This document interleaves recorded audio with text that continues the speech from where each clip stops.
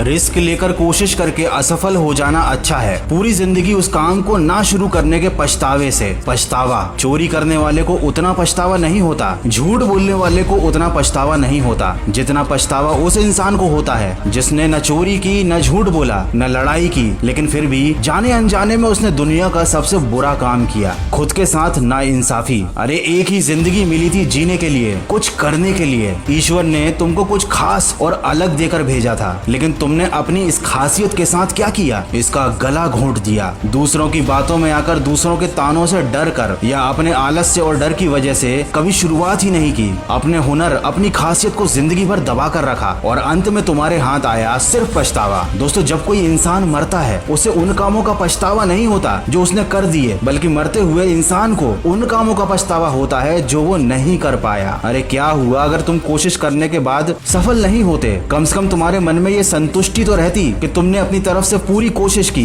जो तुम पाना चाहते थे उसे पाने के लिए तुमने पूरी जान लगा दी। दोस्तों और रिश्तेदारों के डर से, इस समाज के डर से डर डर कर पूरा जीवन निकाल दिया एक कायर और एक डरपोक की तरह, जबकि तुम्हारे अंदर एक वीर योद्धा छिपा हुआ था। दोस्तों, पछतावा अतीत नहीं बदल सकता। अगर आज भी तुम्हारे पास अपना वक्त बदलने का मौका है तो इस मौके को मत खोना। क्या करोगे ऐसी जिंदगी का जिसमें तुमने वो हासिल ही नहीं किया जो तुम पाना चाहते थे? क्या फायदा ऐसी जिंदगी का जिसमें तुमने वो काम ही नहीं किया जिसमें तुम माहिर थे, या फिर वो काम तुम्हें इतना पसंद था जिसमें तुम सबसे अच्छे बन सकते थे, लेकिन तुमने वही घिसी पिटी जिंदगी चुनी जिस जिंदगी के खत्म होने पर सिर्फ पछतावा हाथ में रहता है। दोस्तों, जीत की उम्मीद रखने वाले बहाने नहीं बनाते और बहाने बनाने वाले कभी इतिहास नहीं बनाते। अरे जिंदगी वो नहीं होती जो हमें मिली है, जिंदगी वो है जो हम इसे बनाते हैं। लेकिन जब तक ये बात समझ आती है, समय जा चुका होता है, बुढ़ापा आ चुका होता है। कहते हैं सही समझ सही समय पर नहीं आती, और जब आती है समय नहीं बचता अपनी गलती सुधारने का। जीवन का कोई भरोसा नहीं, आपके पास कितना समय बचा है आप खुद नहीं जानते, लेकिन बेफिक्र तो ऐसे घूमते हो जैसे 100-200 साल और जीने के लिए बाकी हैं। सफलता खुद तुमको ढूंढती हुई आएगी और कहेगी